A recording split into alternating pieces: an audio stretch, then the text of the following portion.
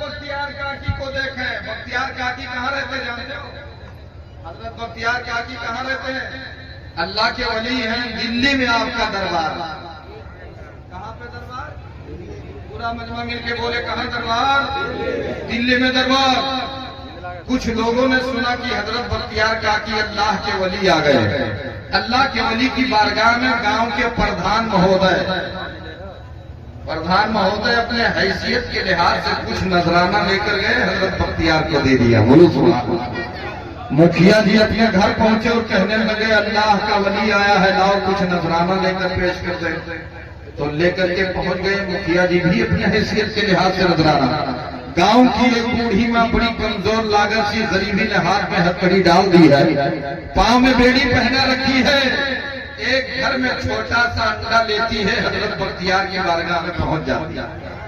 کہہ دو یا رسول اللہ. حضرت بختیار کاکی رحمت اللہ علیہ کی بارگاہ میں وہ بوڑھی عورت ایک چھوٹا سا انڈا لے کر گئی. حضرت بختیار کاکی رحمت اللہ علیہ فرماتے ہیں ماں اتنی کمزور اتنی لاغر سی ہو, کیا کرنے چلی آئی؟ کہا بیٹا میں نے سنا اللہ کا ولی آیا ہے تو میں نذرانہ لے کے آئی. نذرانہ لے کر آئی. حضرت بختیار کاکی رحمت اللہ علیہ نے وہ انڈا ہاتھ میں لیا اور ماں کے سامنے ہی حضرت بختیار کاکی رحمت اللہ علیہ کا دل بدل گیا. بدلتے ہی دل آپ نے اس انڈے پر پڑھنا شروع کر دیا. بولو سبحان اللہ. بسم اللہ الرحمن الرحیم. قل هو اللہ احد اللہ الصمد. ارے بول دو سبحان اللہ. قل هو اللہ احد اللہ الصمد لم یلد ولم یولد ولم یکن له کفوا احد.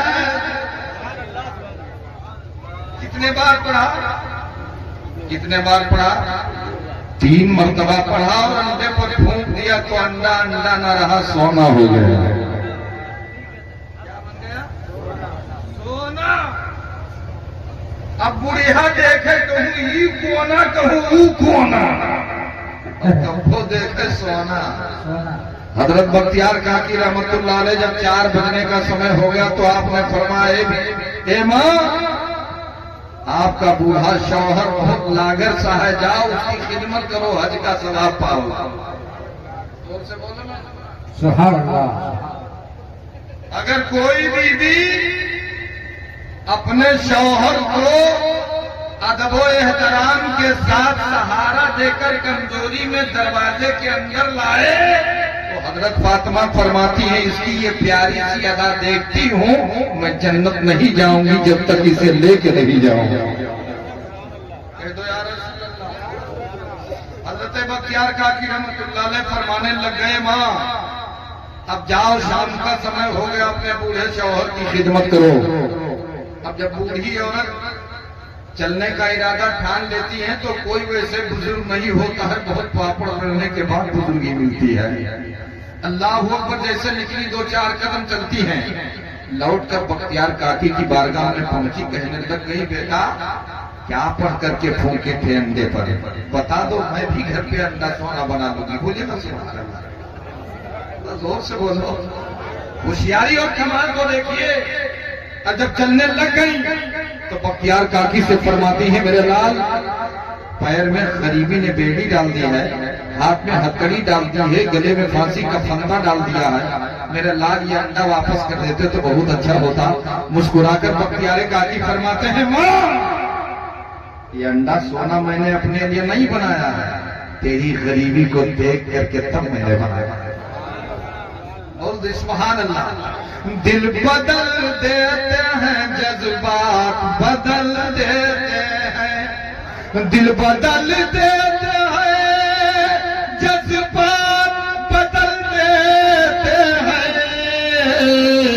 اولیاء چاہیں تو حالات بدل دیتے ہیں, اولیاء چاہیں تو حالات بدل دیتے ہیں۔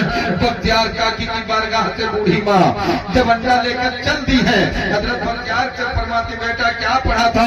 بختیار فرماتے ہیں ماں میں نے پڑھا تھا بسم اللہ الرحمن الرحیم قل هو اللہ احد اللہ الصمد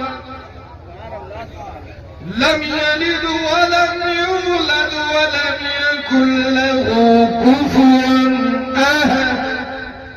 میں نے یہی پڑھا تھا، ماں نے رٹ لیا، رٹنے کے بعد اپنے مکان پر پہنچی۔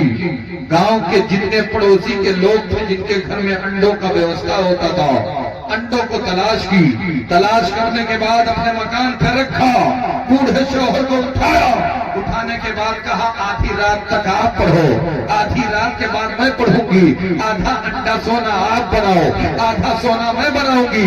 آدھی رات تک بوڑھا شوہر پڑھتا رہا لیکن انڈے کا رنگ نہیں بدلا۔ آدھی رات کے بعد بوڑھی ماں پڑھنے لگ گئی لیکن صبح کی سفیدی نمودار ہو گئی، انڈے کا رنگ چینج نہیں ہوا۔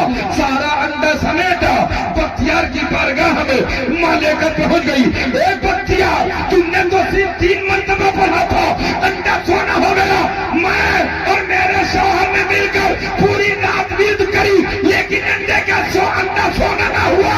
تو بختیار مسکرا کے فرماتے ہیں ماں تیری زبان اور ہے، اللہ کے ولی کی زبان اور ہے، تیری زبان اور ہے۔ تکبیر، نعرہ رسالت، نعرہ رسالت، سبحان اللہ، سبحان اللہ، ماشاء اللہ۔ ماں تیری زبان اور ہے، اللہ کے ولی کی زبان اور ہے۔ حضرت آقا کریم کے پاس ابو جہل کھڑا تھا، میرے نبی نے کہا ابو جہل تجھ سے نہیں بولے گی، یہ مجھ سے